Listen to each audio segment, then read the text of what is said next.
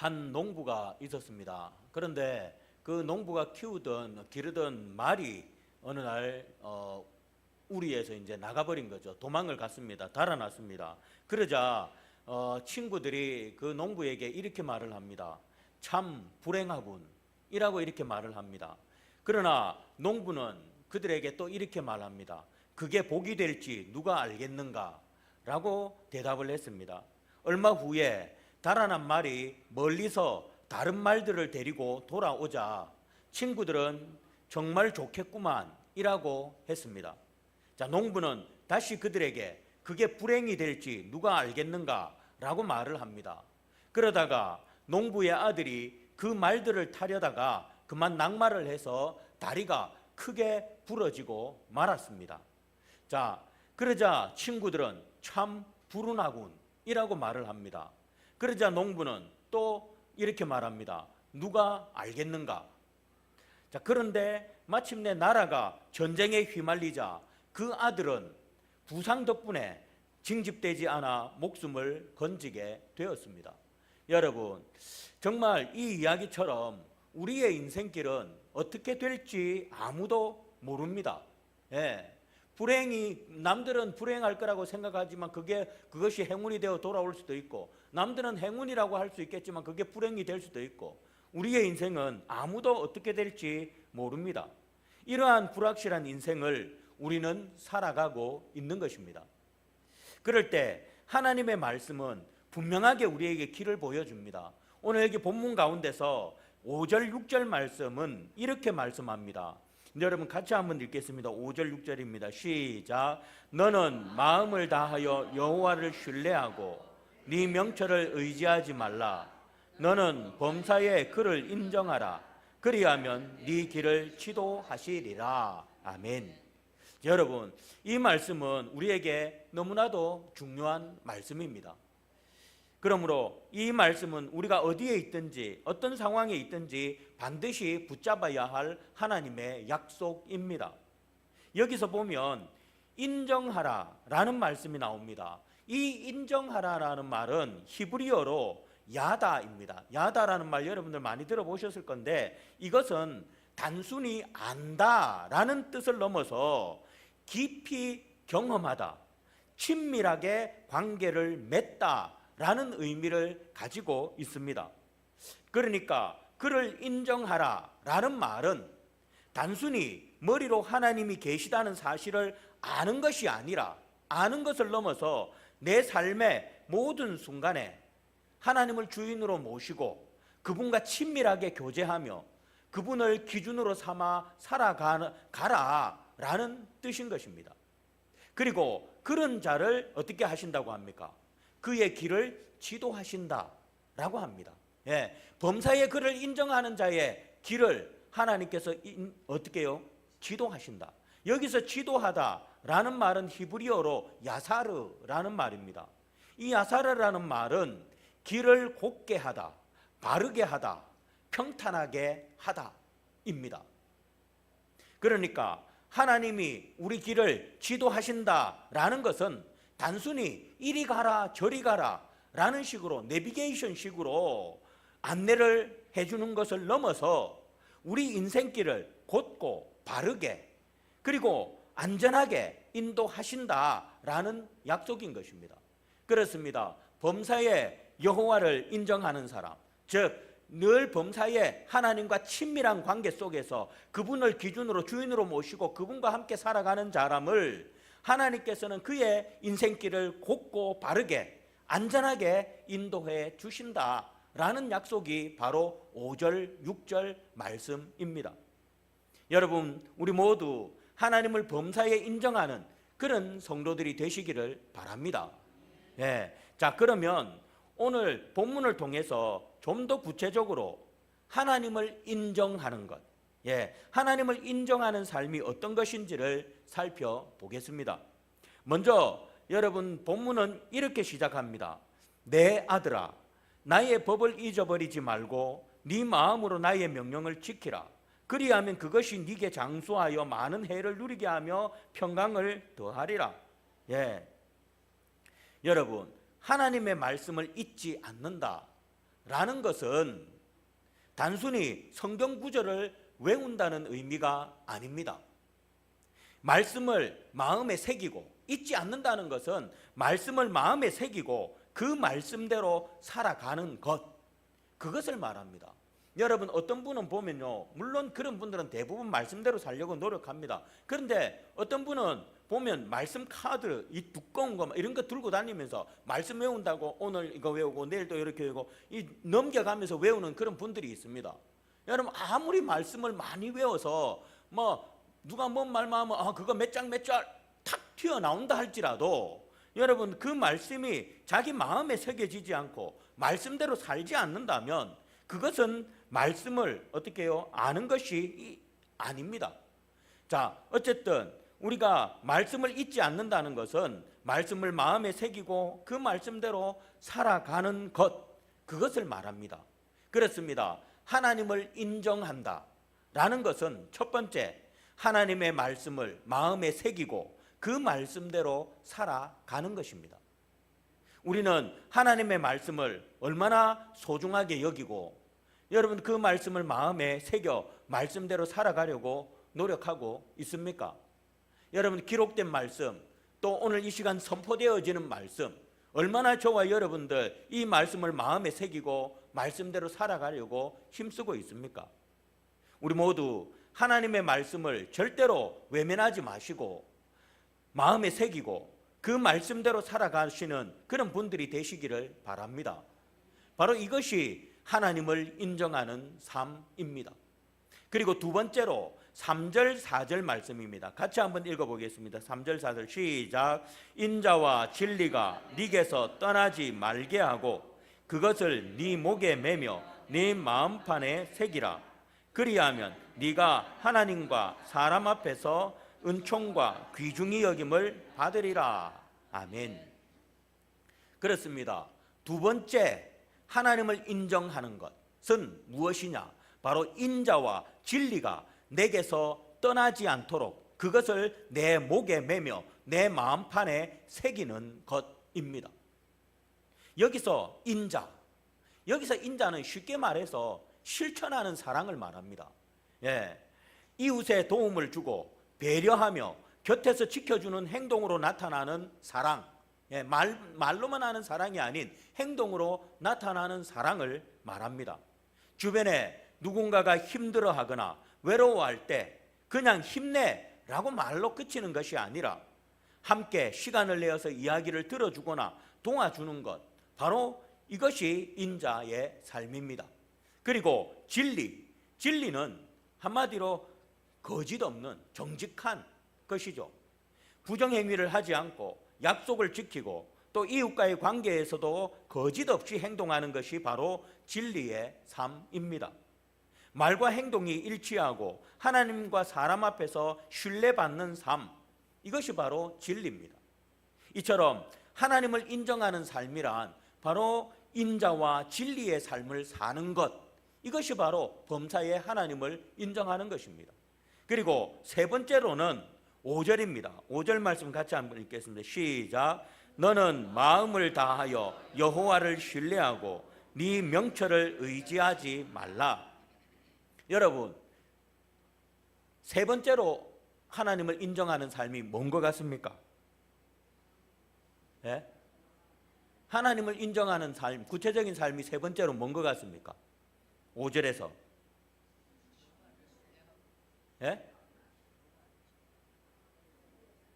그냥 멍하니 그냥 소리만 듣고 있지 마시고 뭔 것 같습니까? 마음을 다하여 여호와를 신뢰하는 것, 그것이 바로 여호와를 인정하는 것입니다. 신뢰하다라는 단어는 완전히 기대다, 몸을 맡기다 라는 뜻을 가지고 있습니다. 여러분들이 의자에 앉을 때 의자가 부러질까 겁이 나가지고 조심해서 앉는 사람 있습니까? 없습니다. 대부분 의자에 앉을 때 그 의자를 믿고 여러분 그냥 거기에다 턱썩 주저앉습니다.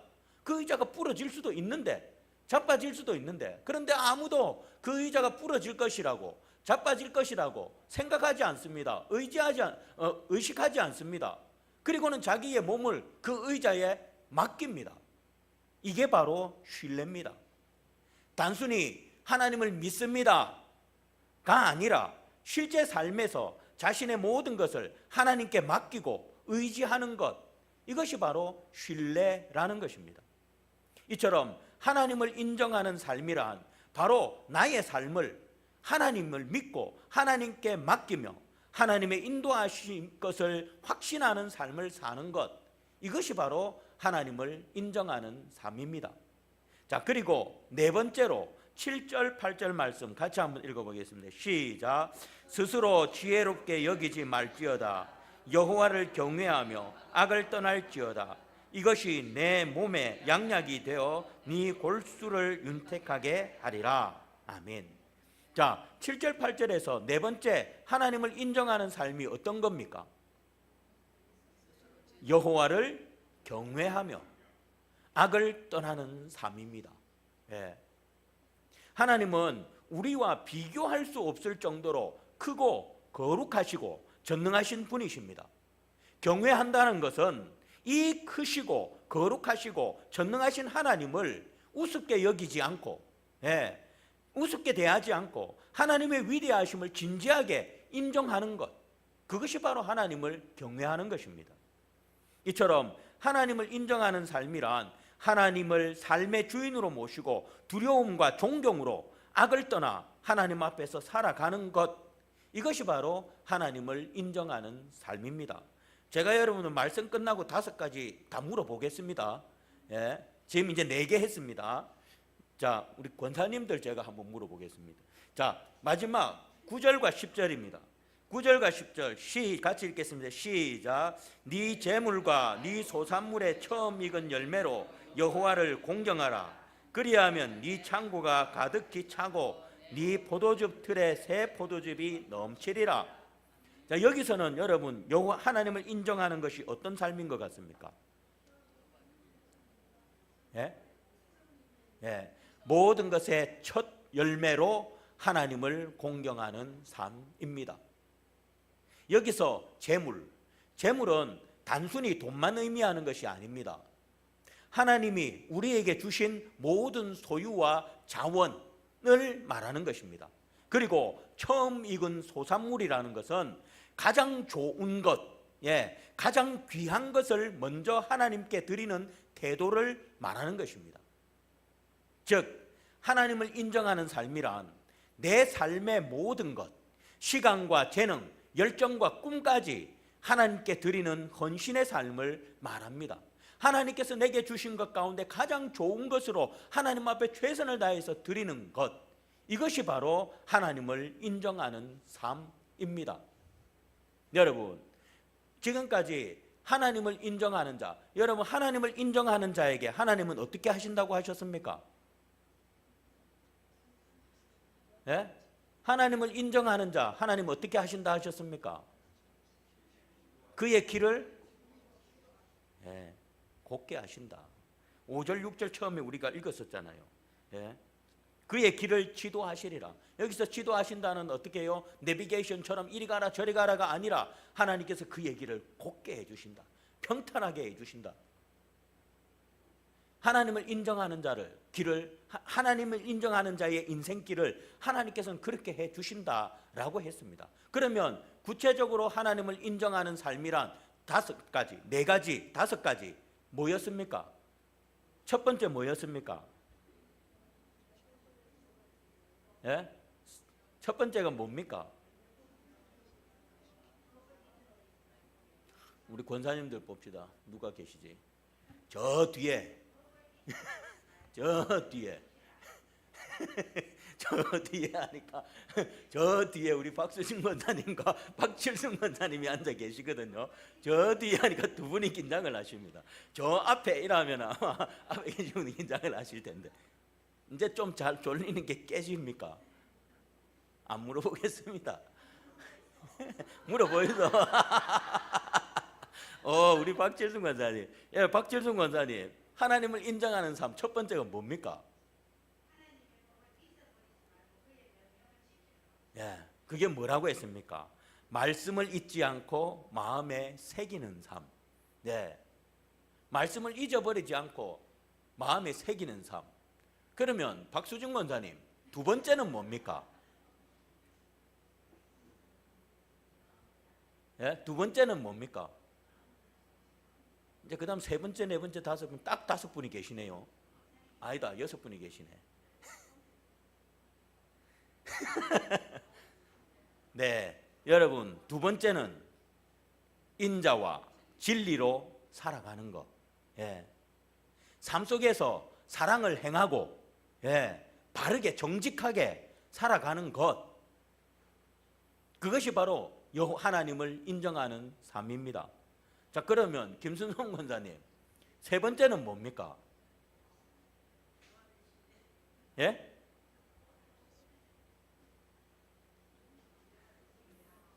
마음을 다하여 주님을 신뢰하며 그분께 삶을 맡기는 것. 예. 한마디로 하나님을 신뢰하는 것. 신뢰하는 삶. 이것이 여호와를 인정하는 삶입니다. 권정숙 권사님, 네 번째는 뭡니까?